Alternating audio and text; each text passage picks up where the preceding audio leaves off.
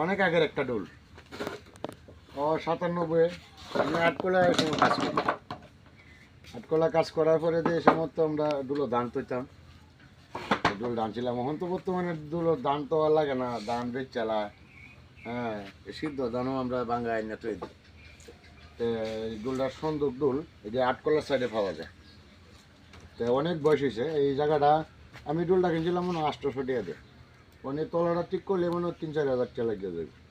আর একটা বিষয় দেখাই, এই যে আমাদের গ্রামের বাড়ি, এই যে মানে এই ছড়া দিয়ে দিছি গাছের মধ্যে, ছড়া দিয়ে শুকাইব রান্না হইব।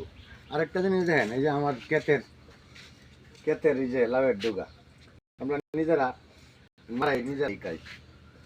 এই যে আমার মা তুলছে, মা দেখি, এই যে আমার মা এই লাউয়ের ডুগা সকালে লাউ দিয়ে সেবা হইব, লাউয়ের ডুগা দিয়ে আরও আছে। ঠিক আছে, সকলেই আমার পেজটায় একটু ফলো দিবেন, সাবস্ক্রাইব করবেন। আর আমি একদিন আমোদ প্রতি বাইরে লাউয়ের ডুগা খাওয়াইলাম।